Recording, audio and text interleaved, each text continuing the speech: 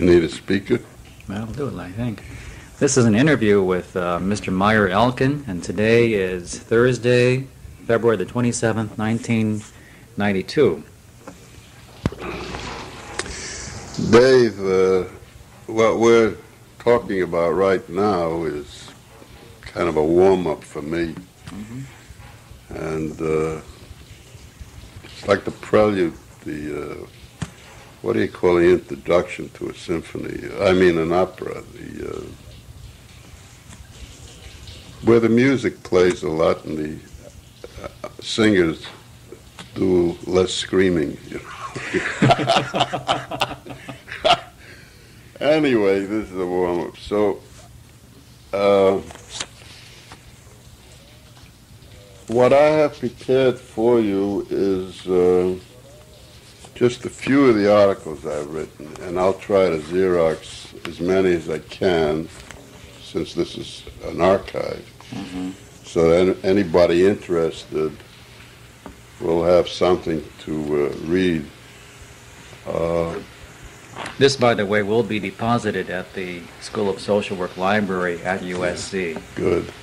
And yeah, we'll take good care of all this material. And the hope is that we have this material as well as this interview that's available for people years from now who may want to understand what happened in this area in social work.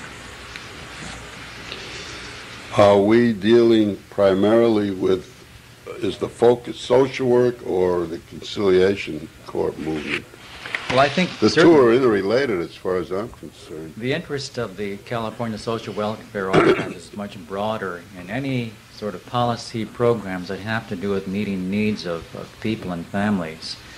And I think your contribution certainly has been with the Conciliation Court. Yeah, I see. Maybe we can back up a little bit and tell us a little bit about how you became interested in social work and how you got into the profession, Meyer. Well,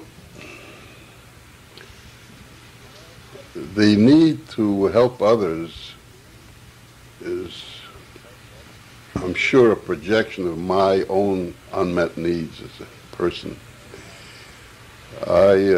My childhood was not really a happy one, because my parents were both from Russia, and like many immigrants, when they came here, they felt lonely and isolated, and the first nice person they met, they married. And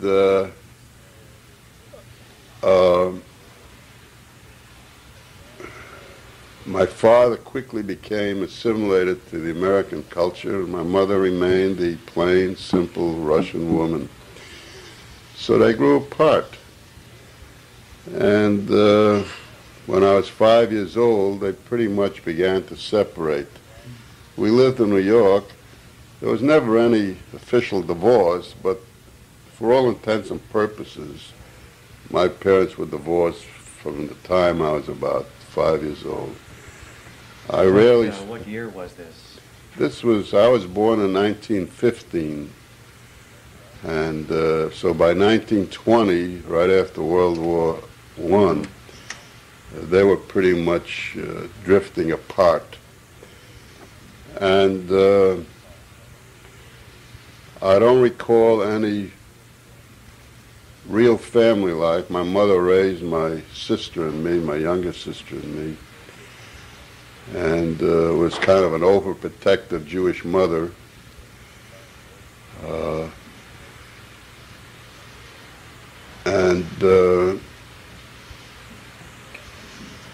There was a lot of pain in my childhood because I didn't know I never really knew my father, and knew my mother too well. Although as I look back,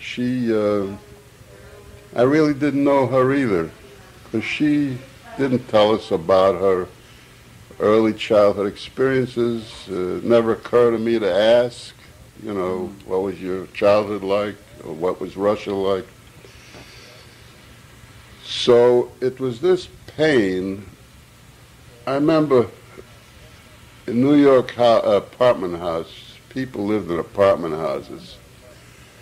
When I was a young boy, I went down into the yard behind the apartment house, and I saw a cat with her kittens, and I felt sad looking at them, and I felt the need to do something for them. There was no real reason for me to feel sad, but they looked kind of forlorn. So I went up to the house and got a bowl of milk and brought it down. That was the beginning of my social work career.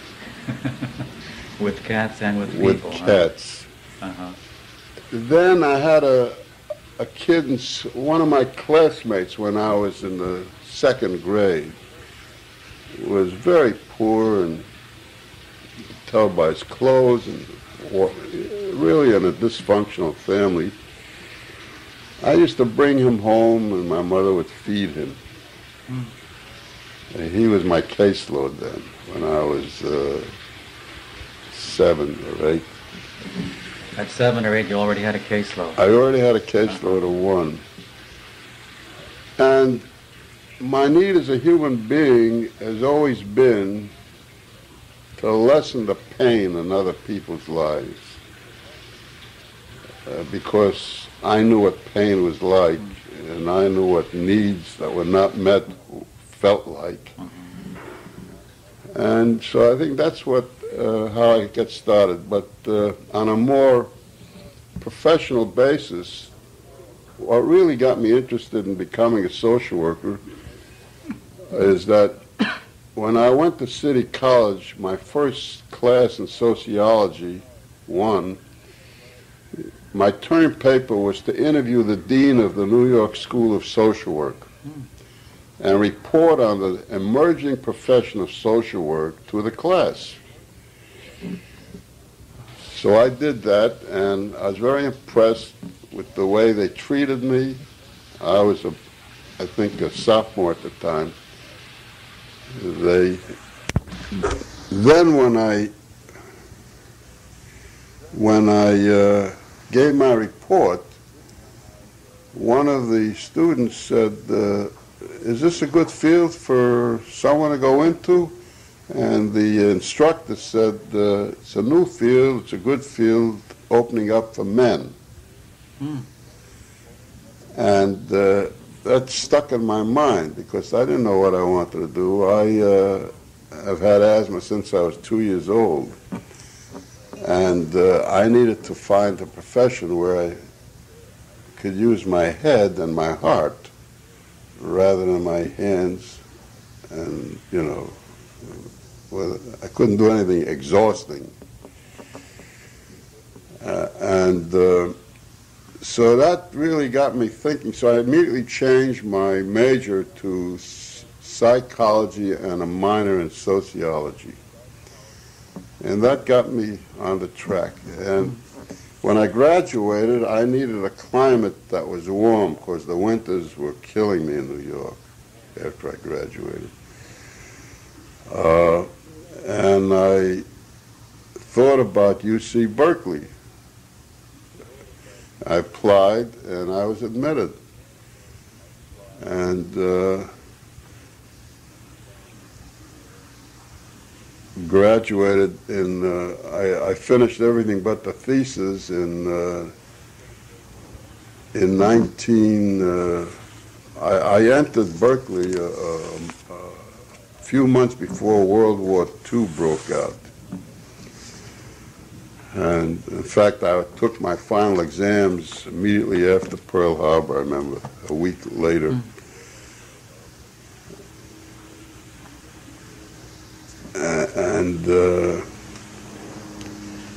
So that's, you know, the beginning. Before I went to Berkeley, on a non-professional level, I was involved in social work as a group worker. I got a job in a settlement house in the Lower East Side of New York as a summer job, as a game room supervisor. And I used to love working with these poor kids on the East Side who were so bright, who would come up to this big game room, you know, with ping pong tables and all kinds of games, and arts and crafts, with patches on top of their patches. In those days, when you wore jeans, that was a symbol of poverty. And they all, most of them wore jeans, you know. And I got a $200 scholarship loan from that settlement house so I could go to Berkeley, because I was broke. I just said, give me enough money to get there and I'll make it on my own. I also had a job for about a year. I had that job for about 5 summers. I also had a job in the Bronx House Settlement House. That was a NYA, National Youth Administration job. So I had this group work experience, and then got my training at Berkeley, and I had to go back to finish my thesis in 1954. And I was lucky I did that, because without a master's degree I couldn't have applied for the job in the Conciliation Court, which I got in 1955. When you were in school in Berkeley, was there a specialization, or was there? Yeah, I specialized in psychiatric social work. Yeah, and in my last half of my second year, my asthma became very bad, and I had to leave school and went to Tucson, where I had gone for a few months as a single person. And it was like a miracle the way I felt in Tucson. So I was newly married at the time. And so my wife and I just left and went to Tucson. A couple of weeks I was feeling well enough to, in one of the war plants, aluminum, Alco.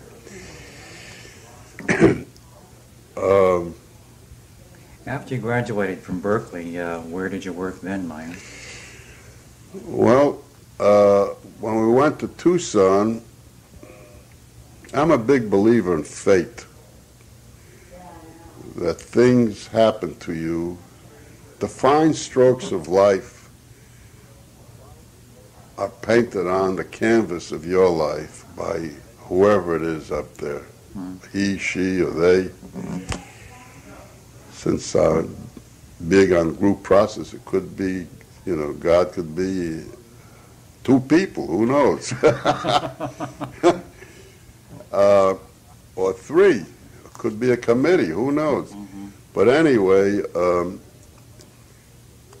what happened is I needed a ride to town and lived 4 miles out of Tucson. And I thumbed the ride, and on that day, the man that gave me the ride was the superintendent of a federal prison camp up the mountains near Tucson, 20 miles away from Tucson. He was specifically going to Tucson to look for a parole officer, because his parole officer wanted a transfer. And when he asked me, you know, what do you do? And I told him I have a social work degree. He couldn't believe it. It was like God had dumped me in his lap. So I went up there, and I got the job up there and started out as a guard. And this was during the war. It took about 9 months for the transfer to take place, and then I became the parole officer, which was a great experience for me, because I was more than just a parole. This was an honor camp, no guns, you know, open barracks like a CCC camp. And I was in charge of the vocational program and the athletic program, plus the counseling. And it was a marvelous experience. And but I began to feel that the whole field of corrections was on the wrong track, that nobody could really be rehabilitated in that system.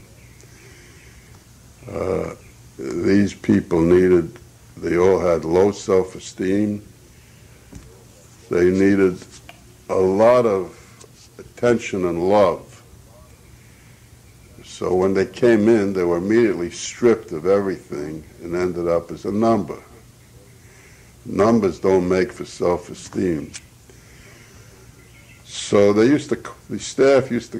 guards, whom I got along with very well, I was one of them, and they liked that one of them was promoted to be the parole officer. One of them, the guy in charge of the laundry, said, "Oh, you're just a theorizer." When I tell him about my ideas. So I felt I had to get away from that field. And we moved to Los Angeles, and I worked for the Jewish Committee for Personal Service, which of the Jewish Federation. They provided a counseling service. They wanted only psychiatric social workers. Wherever there was a Jewish person in a mental hospital or a prison in Southern California, we caseworkers would go out there, be of whatever help we could on a counseling basis. So I was in the correctional end, not the mental health end.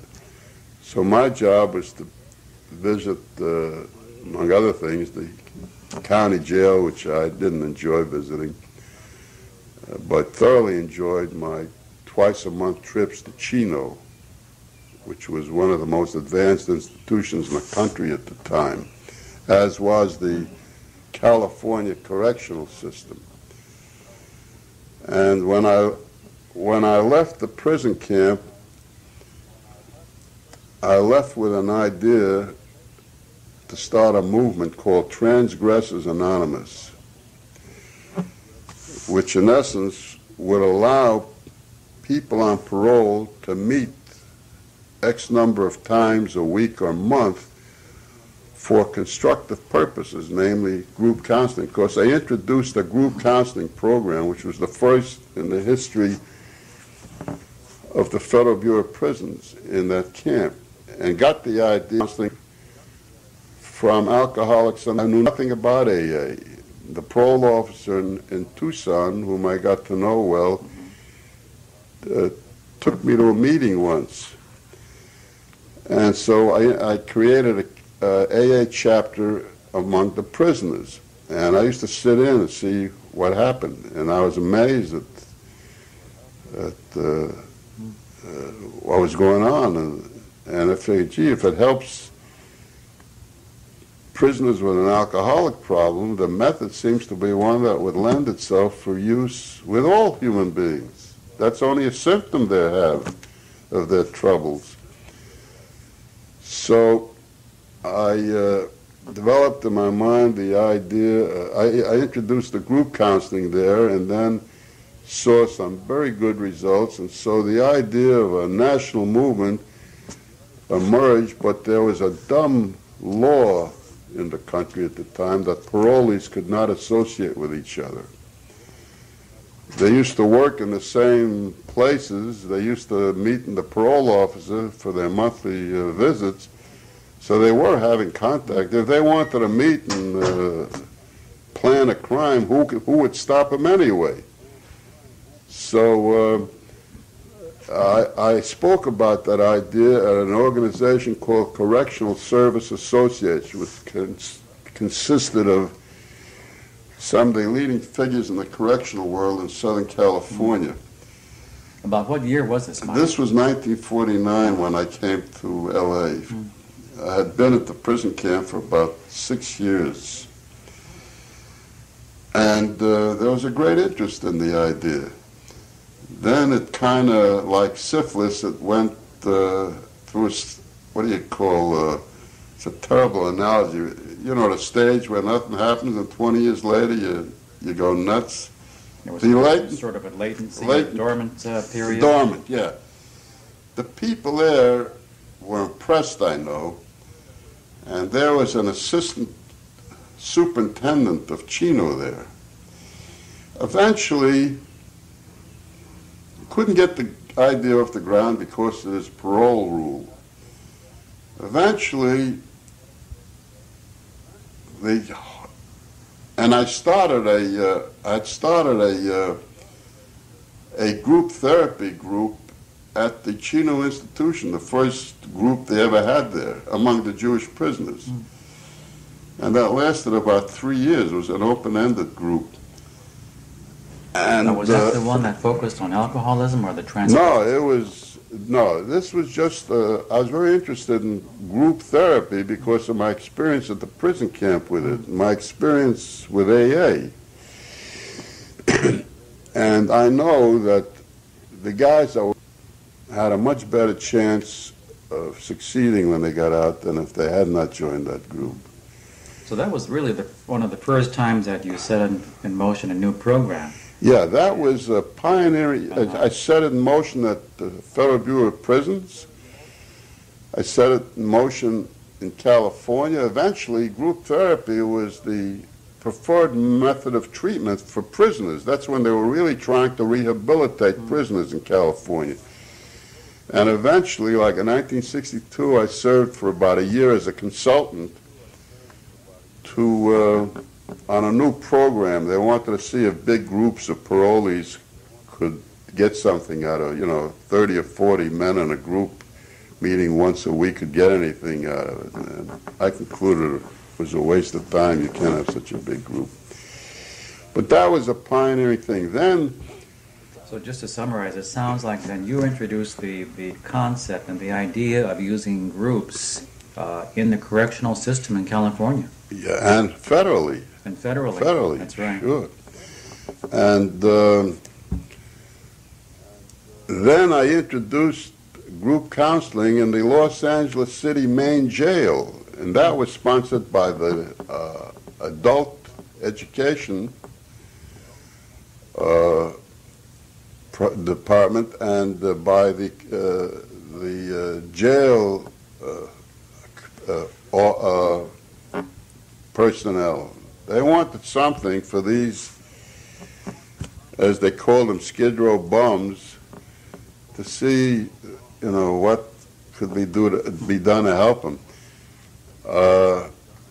I didn't see anything dramatic that could rehabilitate those men, but the mere fact that a decent human being came in once a week for 3 hours and met with them and treated them like human beings was in itself important, I felt. And then, they were given an opportunity to talk about their experiences in the jail, outside the jail, and what they could do when they got out, and so on. And that was the first jail group therapy program in the history of this country. And that lasted from 1952 to about 63. Why do you suppose you were able to, as a fairly new and young social worker, introduce these new ideas into very old organizations? Yeah, well, I was hoping you'd ask me something like that, because I noticed on the thing you sent to me, what helps programs?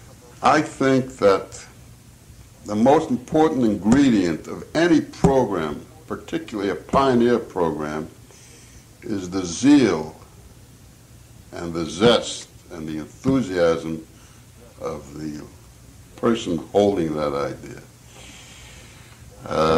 I can talk about my experience in the Conciliation Court with the same enthusiasm right now that I had the first day I started working there. You have to have a missionary zeal. I wasn't consciously aware that I was filled with this missionary zeal. I was filled with the desire, because of my own childhood experiences, to ease the pain and suffering of people involved in the divorce process, particularly the children. And so that to me is, but it's not enough for the leader to feel this way. He must impart these feelings to a staff. And that's why when I became the director, our standards for counselors was 10 years of clinical experience.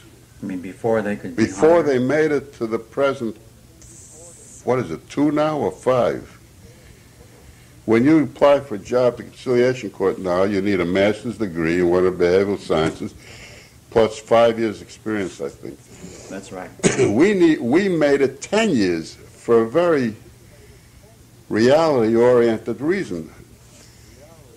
Marriage counseling in a court setting was a totally new idea. This was the only place in the whole world where such a program existed as a complement to the court served, to the divorce court. Not to supplant it, but to supplement it. Now, this program is viewed with my colleagues with great suspicion and distrust. And I recommended we set the standards sky high so that nobody could say to us, well, gee, that's just crap you're giving. That's not counseling, especially if you're only seeing them once or twice. We pioneered in a large way the whole. And when I came into conciliation, crisis counseling was not around. That was a new idea because social workers and others were still functioning in the shadow of psychoanalysis. You know how a child, when it starts walking, when it's, say, a year or two, when it takes a few steps, it turns around and see if the parents approve what it's doing. Well, social workers were acting like that child at the time. They wouldn't dare make a move without the psychoanalyst patting them on the head and say, that's okay. But you can't turn around and look at anybody when you have a pioneering idea. You can only look within yourself and try to spread this excitement to others. I've always thought globally, just to improve this court, but I thought, and still do, that we should have conciliation courts all over the country in every county. It's as much a right for a citizen to have that service available as it is to have a police department and a fire department and a health department. The state has a definite role in this whole area because when you get married, you have to go to the state to get approval, and you get a marriage license. When you get divorced, you have to get the state's approval because the court represents the state. But nowhere in between those 2 points did anyone raise the question, can we help you? That question was revolutionary in a courthouse. Because a courthouse was like a marital mortuary. You went to court to bury your marriage, hopefully with dignity. That was not even allowed because of the adversarial system. There was no dignity in burying. What was your role, Meyer, in setting up the conciliation courts and setting up the procedures for the... Well, the first thing, I spent 2.5 years as a counselor when I started. And what year was this? It was June 1955 I started. I was the first professionally trained counselor in the history of this court, which at that time was the only such court in the whole world. You know, it kind of blows I should have been more scared than it was like going into a forest with no trails. And like in that fairy tale, hopefully you have a ball of golden thread to unwind so that when you want to get back to wherever you were and find your place again, you could follow the golden thread. There were no precedents for me to follow. There were no traditions for me to follow. My whole job, as I saw it, was to break as many molds as I could. Because can you imagine in 55, when people got a divorce, they became part of a system, the adversarial system, which was antiquated, it was archaic, it dated back to the Middle Ages, it was unrealistic, and it aggravated an already aggravated situation. It was without dignity, without respect full of stigma, and that was what I wanted to change. When I say I don't take credit for me doing it. Without the help of many other people, this would never have been accomplished. And my staff was you need a very good staff, and I looked for more than technicians as counselors. I differentiate between, in any profession, between the technician and the artist. The technician asks the questions from the head and knows when to grunt and when to smile or when to whatever. The artist has a gift which you can't learn in any school. It's just there, and I don't know why it's there. That's what you have. See? I have the grunt, or am I the artist? No, you not only have the grunts, but you have kind grunts. Your grunts have to be kind and caring. See, you can't fool your clients. You meet people, ask yourself, could I tell this person my problems if I had problems? Or would I send my family to this person with problems? And the artist works with the heart as much as the mind. To me, training, whether it's social work or in psychology or medicine, whatever, social work, the training you get, the formal training you get, is merely a way of amplifying a talent you already have as a person. Now, if you have a radio that's no damn good, or just an average radio, the sound that comes out when you turn on the volume will be an entirely different sound. You'll hear the song, but you won't feel like you're in the symphony hall. The artist makes you feel like you're in the hall itself, and there's no distance between you and the musicians. You know what I'm trying to say? The whole notion of presence. Yeah, presence. As if you were there, yeah. Yeah, and also, I've always felt that presence, the counselor's personality, is one of the most helpful tools in the whole. And the counselor should learn how to use himself like you would learn to play a violin. So one of your secrets was to hire good staff and to look for those qualities in your staff that you think or that you valued in the profession. How about in the system itself and working with judges? I mean, you were in a system that you said goes back to the Middle Ages. That's right. Tell me, Meyer, how you were able to introduce the new ideas of what a service like the Conciliation Court could provide in the court setting. Yeah, that's a very good question. I've often asked myself, how could I have accomplished so much? I don't regard myself, my self-perception is not someone who's aggressive. I used to regard myself as a very passive person, with low self-esteem. And yet there was something in me when I was excited about something that helped me to overcome this passivity and to speak my mind, to be assertive. There was assertiveness. I could see from the very beginning, I've always been an interprofessionally oriented professional.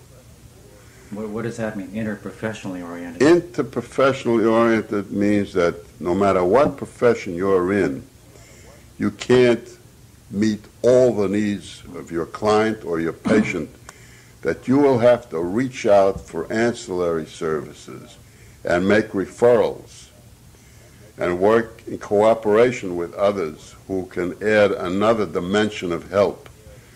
Because you're dealing with a total person. I never felt I was dealing just with a person who has a marriage problem. My orientation was always, there's my social work. I'm dealing with a total family situation, and even though the kids were not in the room, their presence was always in that room. And I was also aware of the I subscribe to the homeostatic principle. Anything that happens to one member of the family is going to affect everybody else in the family. Like a mobile, you know. Mm-hmm. You touch one of the things in the mobile, and the whole thing begins to vibrate in different ways. So that was but mainly, I think it was me as a human being. So I was within the family. Tell me about how the judges and within the court system then were responsive to your ideas for Well, change. it wasn't just me, because the judge plays a very important role in a conciliation court. He's not just a figurehead. He would interpret to his fellow judges what we were trying to do. Most of them rejected the idea of marriage counseling and conciliation court. At that time, was marriage counseling required prior to divorce? No. No. It was never a mandatory service. It was always a voluntary service. And we only got about 5% of the divorcing population in this county.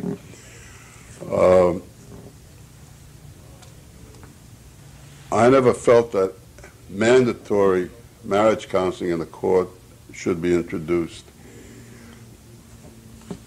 And we once ran a little experiment with 250 people where the judge sent couples that were in a divorce and practically ordered them to come down.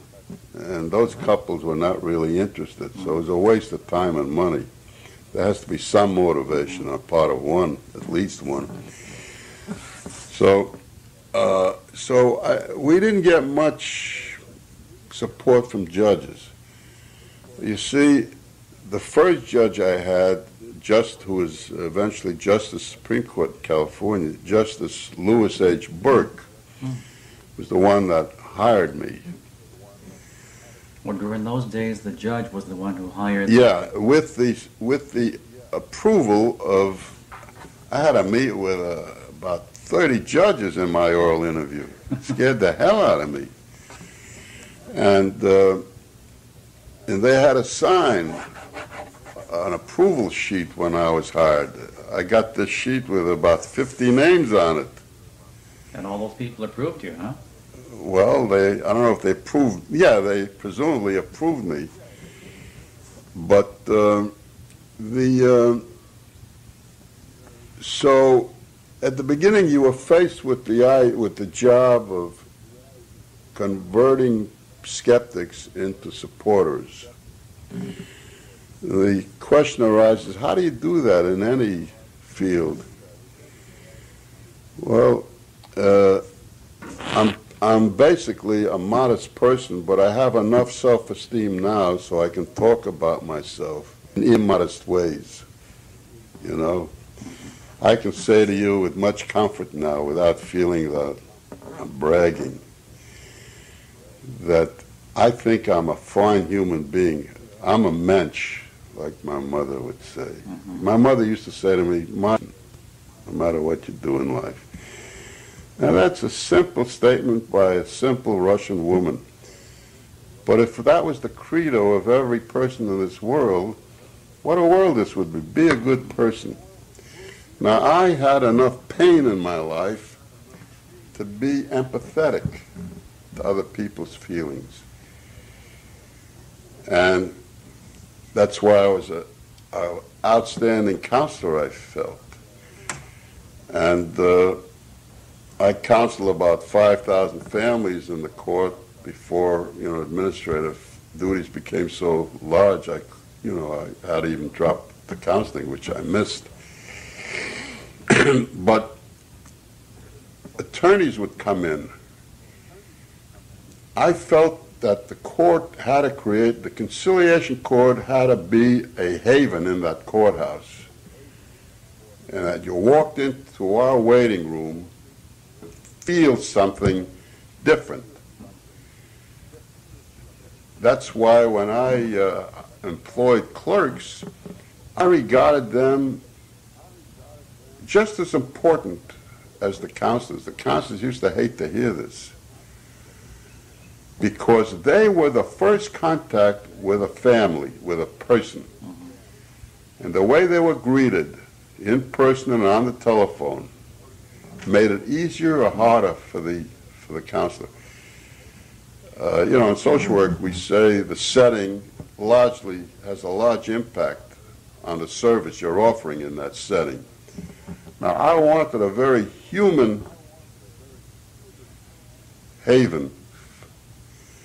How did you? And I did it by getting the counselors and the clerks of a certain caliber of people. And attorneys would come in and we would treat them. Social workers traditionally have a lot of hostility to attorneys and they to us. I overcame that, I think, because when they came in with their clients, they were seen before anybody who walked in without an attorney, because, the clock was running in terms of money. If they sat in our waiting room for 2 hours, that was more than if we took them right away. And we'd always interview the attorneys first.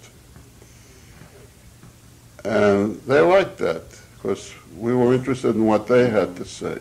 Just for a brief period of a couple of minutes, to get some of their impressions about the couple. As the years went by, more and more attorneys use this, and more attorneys like this. Now, this is still for the marriage counseling. For the marriage, yeah. When I talk to you, I'm not talking about investigation. I'm talking of only marriage counseling in the court. Now the court has expanded to other matters, but I can only talk to you about the marriage counseling function and the Conciliation Court, not the family court, the Conciliation Court. So you are faced with getting on your side the attorneys and the judges and the community.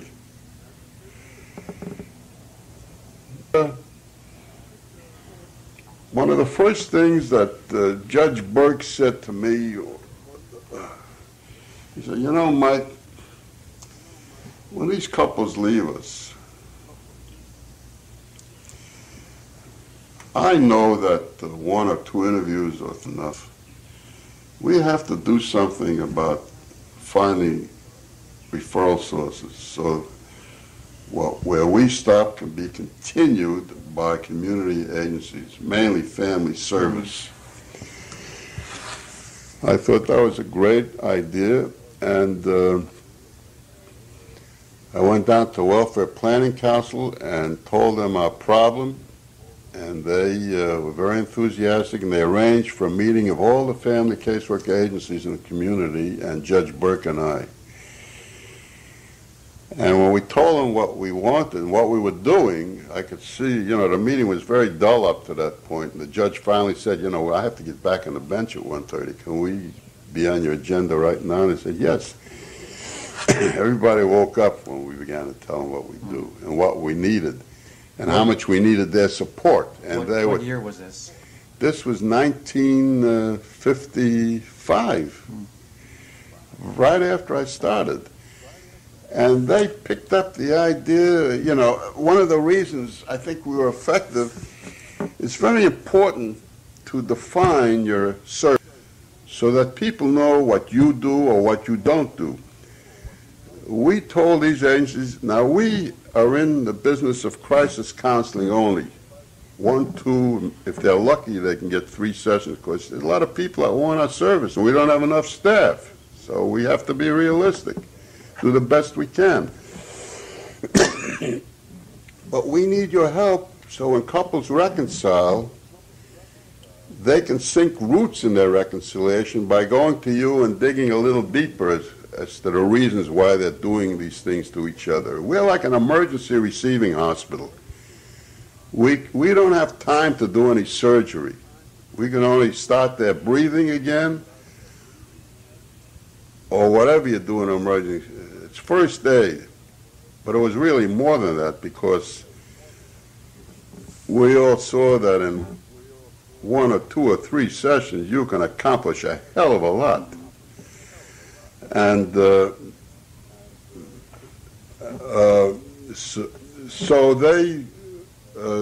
so we developed procedures with them for referrals. So that was really one of the first steps in a partnership between the courts Community and the community, yeah. Then,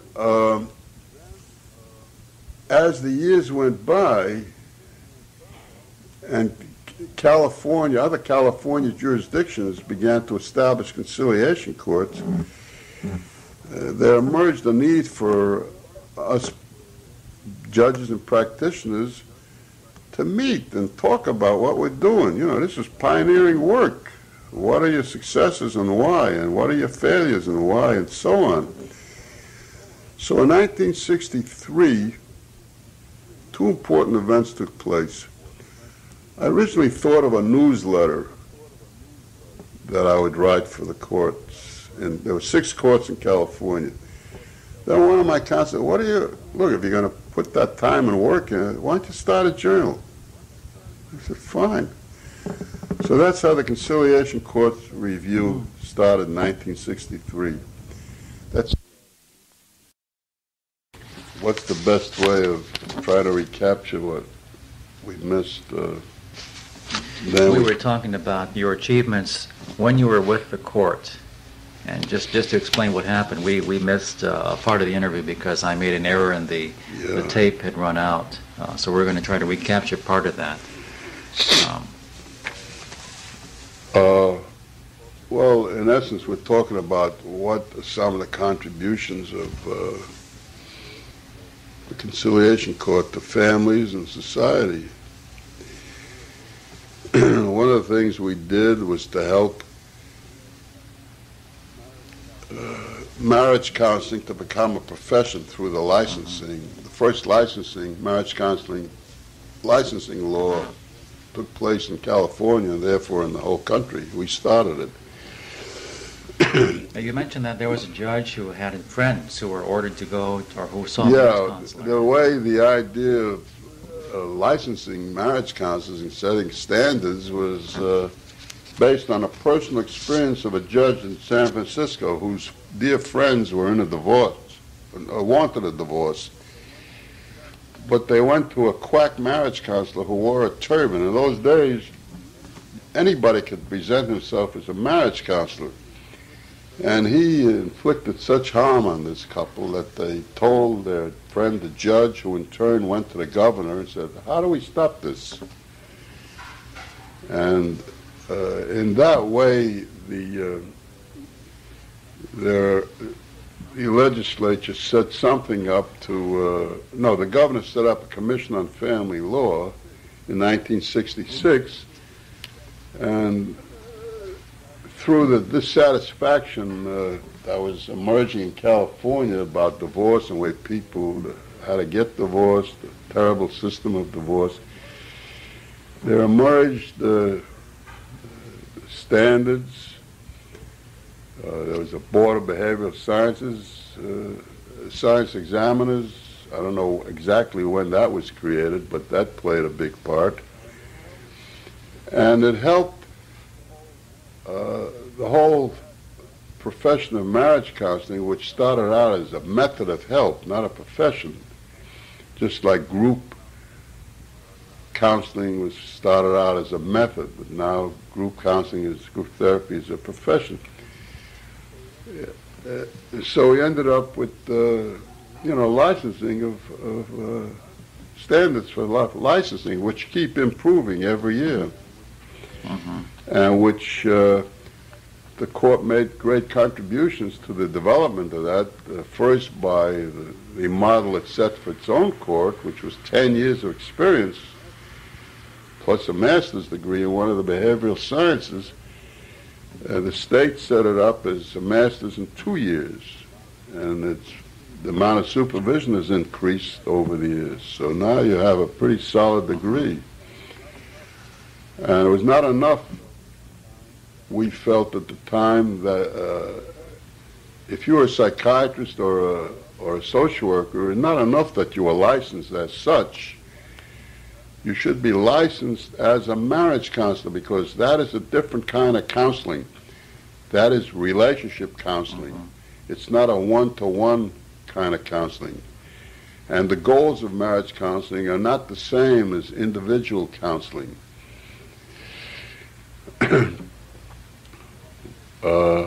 You also mentioned that you were instrumental in a partnership that was developed between the courts and the communities. Yeah, that was done through the Welfare Planning Council. It quickly became apparent to us that the short contact, here and now reality-oriented crisis counseling could be very helpful to couples. And sometimes that's all they needed was, say, 3 interviews to get them back on the track.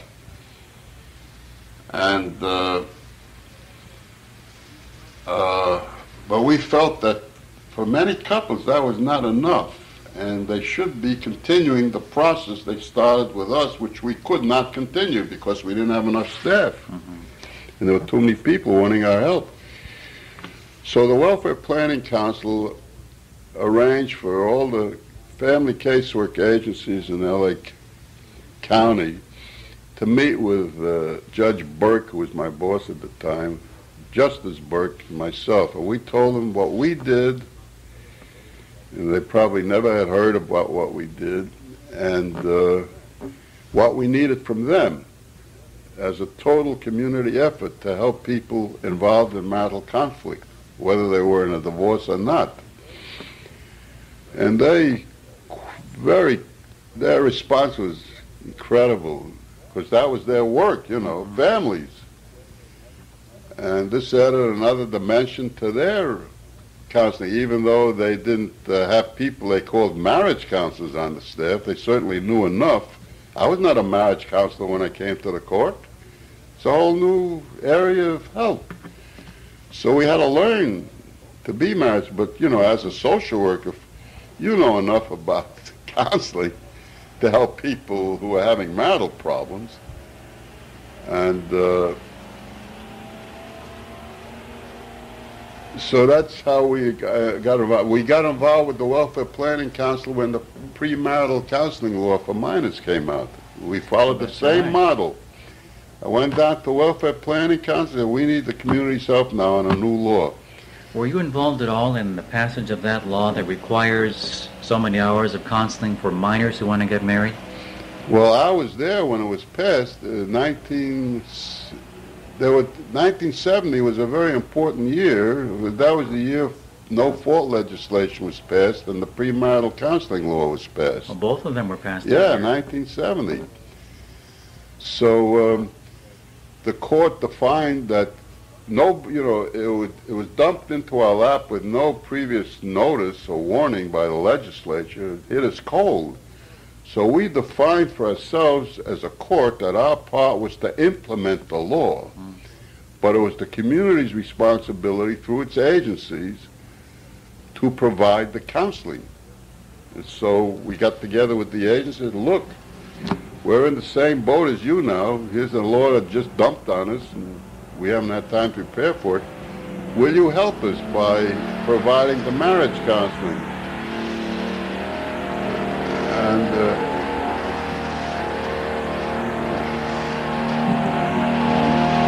let me tell him. You asked whether I should tape much of what I'm telling you. At this point, I don't see a necessity for it because as the Conciliation Court movement developed, I wrote about everything that was happening. So anybody's interested in the movement from beginning to now can find it in the articles that I've written. I've written most of them, I think. I don't think there are many others who have sat down and wrote about the Conciliation Court matters. And have you thought about writing a book? Well, the book, that's a constant source of frustration. See, I don't have the energy now to go out and hunt for publishers or anything. I would like to get everything I've written and put it into hardcover book or a soft cover, I don't care what kind of book, so that people who are interested in this movement Mm-hmm. would have it all together instead of having to jump from journal to journal. And I've even thought of the idea of publishing my own book, even though I'd have to pay for a publisher to do it. I just don't have the strength anymore to do this. In 1985, when I developed this peripheral neuropathy, I was just about to begin to make some effort to find a publisher, to publish my work as a collection, because it would not only trace what happened historically, but many of the ideas I've advocated have still not been in effect, and which are in my articles, have not been put into effect yet. So it's more than just an historical narration. It's an advocacy thing, too. I personally regard the Conciliation Court movement, in years to come, I think historians will regard this movement as one of the significant movements of the 20th century. Does that sound like a very grandiose statement to you? Eh? Oh, a little grandiose, but I think a lot true. Your ideas about how the whole process of divorce has been completely changed in the courts, and how that's then affected families, I think is just tremendous. Yeah. And the whole notion of children, and how through mediation, that process has changed. Yeah. In fact, I heard Justice King in one of his talks talk about the two great revolutionary changes in family law. The first, 1970, was no-fault divorce. The second one, 10 years later, in 1981, was the mandatory mediation law. It's interesting he didn't mention conciliation courts. No. That was one of the most revolutionary things that led to all these other things. See, I think he, as a I know Judge King. justice, He's a very important contributor to the movement. Yeah. Well, I think Don thinks in terms of laws, not necessarily organizations. Right. It's I had a thought. It is, this movement continues to improve. Some historian, I don't know, 10, 20, 30 years from now, when they have a perspective to view this whole movement and what's accomplished, will be impressed, because it did. See, Conciliation Court is like a pebble we threw into the public pond. The single court in LA County, we were the pebble that was dropped into the national pond, which caused these ripples. The ripples are not enough. We still don't have conciliation courts in every county in the United States. Is that what you would like to see? I'd like to see this service available to every citizen in this country and elsewhere as a right, as a citizen. Just as you have a right to have a fire department in your community and a police department. These are protective services. Well, the court, in between giving you permission to marry and giving you a death certificate for your divorce, for your marriage, between those 2 points, the state has a responsibility to say, what can we do to help you? We are part of your marriage. We gave you permission. Now you want us to end it. Isn't there anything we can do to help you? And so the Conciliation Court raised that question for the first time since the Middle Ages. And what we're talking about is the result. As we're talking, there's so many things, that come into my head. Yeah. Is there anything that, looking back you would have done differently in your professional career?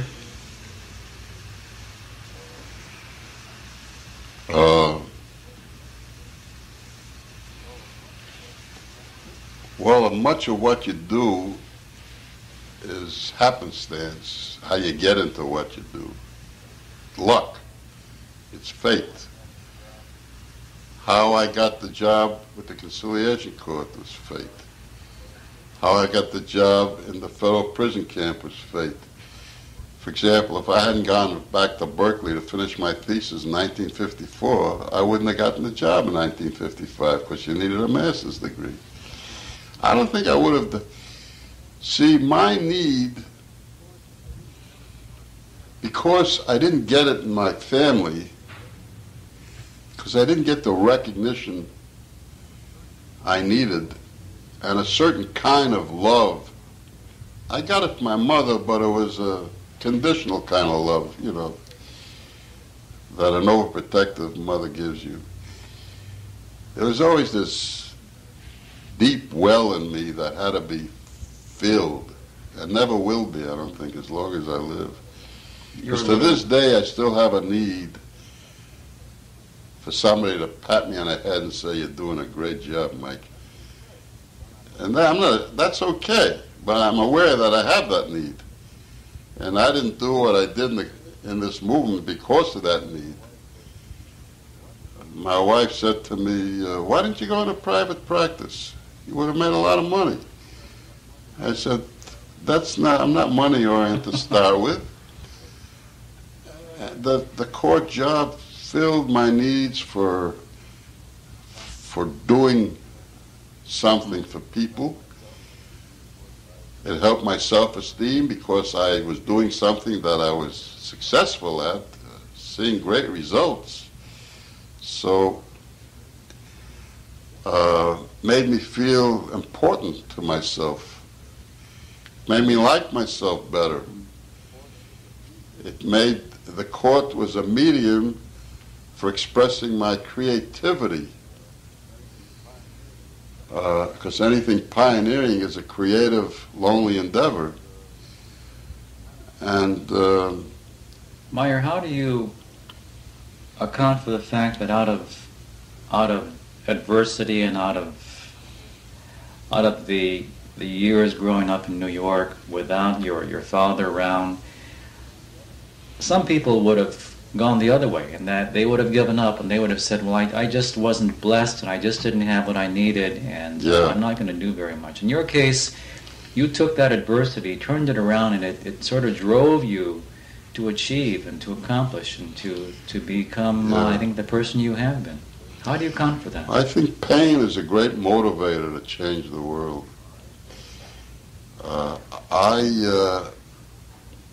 I read a book that had biographies of 100 most important people ever lived in this world, how they changed this world. And it reinforced the theory I have that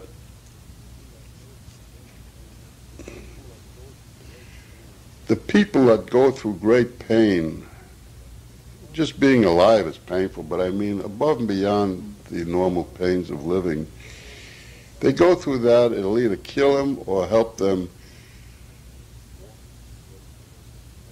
walk into greatness so that they can help others. Pain develops empathy, which to me is the most important ingredient in the counseling process. I postulate that you could take the same human being with a certain set of problems and send them to 10 different therapists, each with a different theoretical orientation, and that all 10 could help this person. So it's not the theories that help this person. The theories help them feel more secure. The theory is like a sucking your thumb. It makes you feel you're underpinned with some security so that you know what you're doing. So you're less anxious when you're talking to somebody with problems. But really, it's how you interact and how they perceive you and how they feel your love and concern and caring. And that goes for teachers too, not just counselors, because teachers and counselors are not too different as far as I'm concerned. And also, to answer your question, I think that indefinable quality, how I overcame what was really a crisis, a prolonged crisis in which my needs were not being met. A crisis, you can only go two ways. You can either live with it or you can die with it. You can live with it and grow because of it and in spite of it, or it wipes you out. Why didn't I end up in a mental hospital, for example, or a juvenile delinquent, you know? I think there's something genetic. When I started social work school, the emphasis was on, you know, we talk about the inner and outer factors causing problems. The emphasis at the time in school was the environment plays the biggest part in shaping you as a human being. I don't agree with that anymore. I think that we have not paid enough attention to the genetic component of personality. I don't know how you're going to measure that, but in my own case, there must have been something genetically strong in me to help me overcome the childhood I had and to grow with it. In spite of the fact that I had hardly any self-esteem or self-confidence or any feeling of security, in spite of that, I never consciously said, you know, I'm going to overcome this crap. It was there, and why it's there, I think, is a genetic factor. Because when Judge Pfaff was my boss, he was raised in a small farm in a very rural area as a child. He said, you know, I used to talk to him about my ideals about you can rehabilitate prisoners, and he thought that was a bunch of crap. He said, you know, Mike, on our farm, there were certain horses we would treat like God, with kid gloves. No matter what we did that was nice, they would go around kicking the damn fences down. He said, there are some people like that. There's something genetically in that horse that makes him kick the fences down. Now that kind of stuck in my mind. He was adding a little reality. He was leavening my idealism with some reality. And I don't have answers that I can prove experimentally are right about, you know, how I survived this or anybody else survives that kind of thing. For example, there are some children that grow up, they've done studies on this, that grow up in the most horrendous conditions. Mother's a prostitute, the father's a drug addict. In spite of that, they turn out okay. Now, how do you explain that? There has to be something genetic involved there, because their environment's the worst they could have grown up in. So it's a combination of both factors. I don't believe anymore in either or things. We have a tendency, for a long time, the human being has had a tendency, because the mind is incapable of comprehending all things. So we have to understand by breaking things down and studying. That's why we have specialization in different professions. That's why I'm so interprofessionally oriented. You know, each of us, people go to you, whatever your profession, because they have a problem they can't solve by themselves. Now, it takes more than one body of knowledge and skill to help the total person. And So where did I get to that from? What was I talking about? Yeah, the genes. So I'm a big believer in genes. There's also a... And Joan, so I don't sound sexist. Well, you're also talking about the human spirit, and there's The something human spirit. about people and their resiliency and their ability Yeah. to overcome deprivation and pain and really move into greatness. You mentioned this book of 100 men or 100 people. 100 people, men and women, with the childhood was terrible. We could probably rewrite the book and see 101 people. Yeah. Include, Well, Meyer I Elkin don't too. know about that. There's probably thousands, hundreds of thousands like that in the world. But the book made me feel so good because I've always felt that the people that do the most good in this world, the people that experience the most pain. A lot of people don't buy that theory. They feel you can accomplish great things without pain. I don't think you have to go around feeling pain all the time. It's what you do with your pain. Now, what you do with it, I can't explain why I did what I did with my pain. You must be very proud of looking back at your life and all the accomplishments that you've been able to achieve. Yes, I really am. And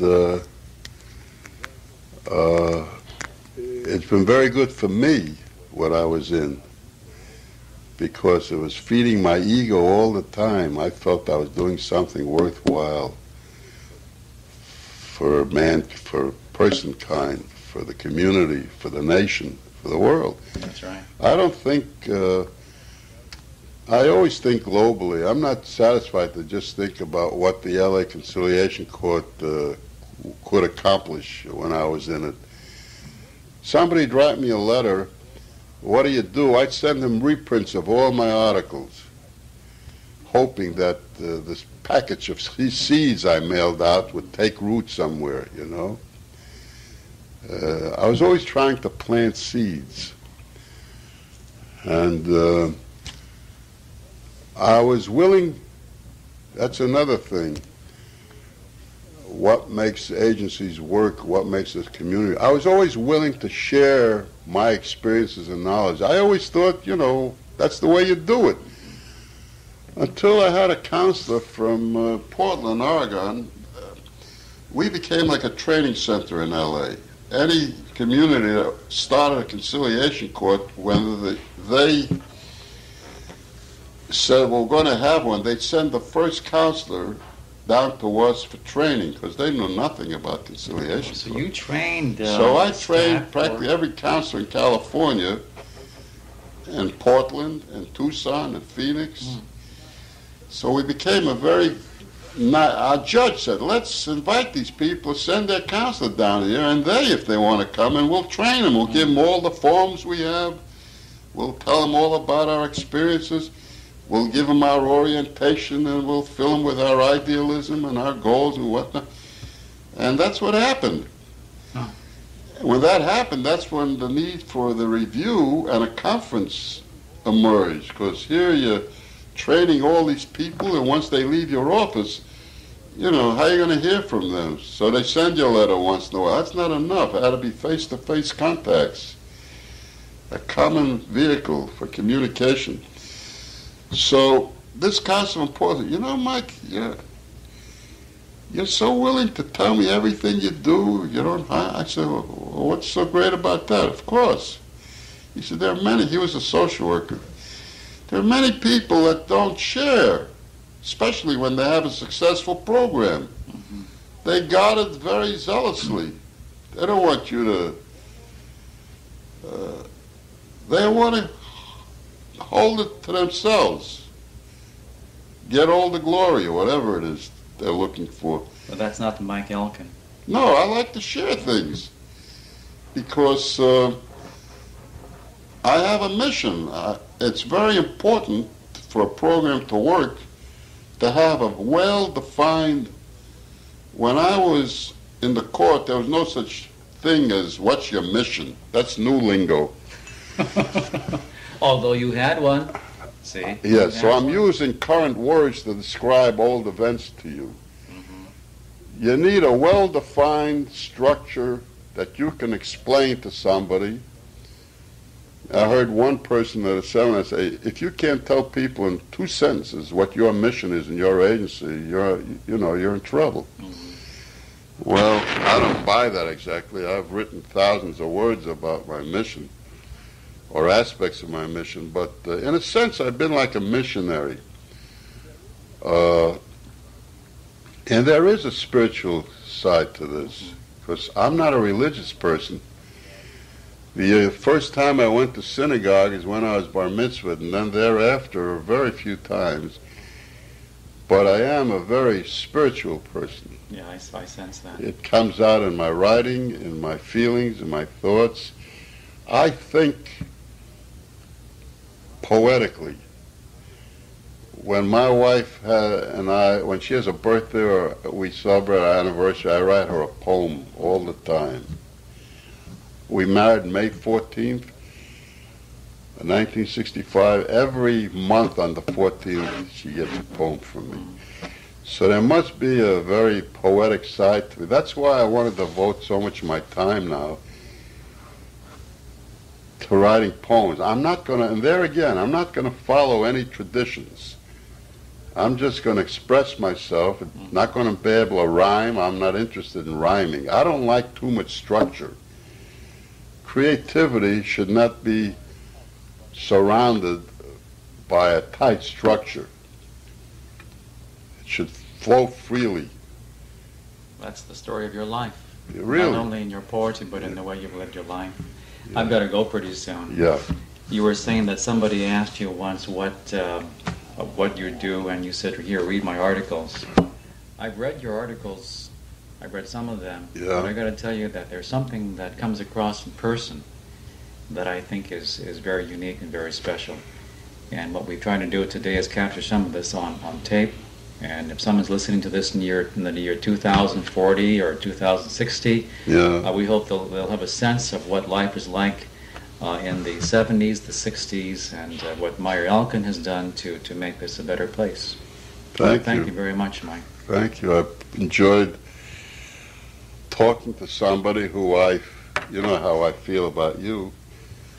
If there had been another interviewer, I wouldn't have felt as comfortable, especially now at this point in my life where, I fatigue easily and my thoughts, I still have a sharp mind, but fatigue colors something in your thinking process. It's hard to explain.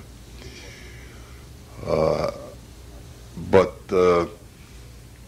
I think the idea of archives is a great idea. And you asked me you gave me this list of questions that outlined that they gave you to help you interview me. And I think one of them was, what do I think of the social work profession? Was that one of the questions? Mm-hmm. Or what could I say to the social work profession that might be helpful? Yes. I'd like to answer that. I think the social work profession has always been too timid, suffering from low self-esteem, lack of confidence, and unwilling to risk the wrath of their other mental health colleagues, including psychiatry. For example, when I came to this community, I was using the word group counseling, group therapy. I was doing it at Chino for 3 years. When I would explain what I was doing to social workers, they weren't comfortable with my use of group therapy. They said, how can you be doing group therapy? That's only for psychiatrists. Now, that bothered me. Why? I looked used to look at the programs of national meetings, local meetings, I used to feel so mad that they were rehashing the same old junk. For many years it was transference and counter-transference and that sort of thing. They were still stuck in the ignorance of psychoanalysis. I myself was analyzed for 3 years by an analyst. And my experience, although it was helpful to me, was helpful not because he was a psychoanalyst, because I had somebody to talk to.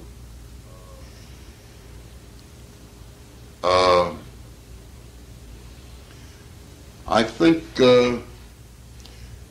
social workers as individuals are very creative people, but their organizations are not very creative, and leave much to be desired.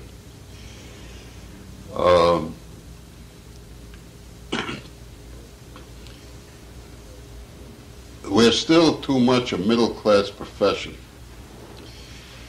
You know, I was on the board of directors of El Nido and president for a couple of years. What an agency. They served the unserved and the underserved. They were not middle class. If I hadn't gotten ill, I'd still be very active with them. I thoroughly enjoyed that agency. Celeste Kaplan and... Yeah, she left, and Fritzie Davis. Fritzie is great, just as Celeste was. But the board of directors is fantastic. They're not just rubber stamps. But we're too middle class because I felt, see, there's my social work coming out of you. The reason the branch court started in the Conciliation, you're the head of that now. Mm-hmm. I felt that what happens to the black person in Watts who can't afford the fare to come downtown? Or maybe there's no bus even to get downtown. We have to make that service available close to home. What about southeast Los Angeles with the Hispanic population? Same thing. So the idea of bringing, in the early days we couldn't do this. We had to consolidate the program first. But we finally got a judge who said, Mike, I think we're ready to go into the local communities. I used to express this to him that, you know, I wish we could do that. He says, we're ready now because this program's been around long enough so I would feel in control of this program if it was in the branch. If you're not fully formed, you send your counselor down to East LA before you know it, or Torrance, before you know it, the judge there will say, this is my program. And he wants to run it his way. He says, I'm going to make it clear it's my program, not his program. So when we got to that point in our development, we decentralized, which brought the service, as you know, all over the county, which was great. So we were not really a middle-class service at any time, because the law permitted anybody to apply, no matter what their economic status or whatever. If you lived in this county, you were eligible to apply. Oh yeah, that's for me been one of the really great things about working in the court.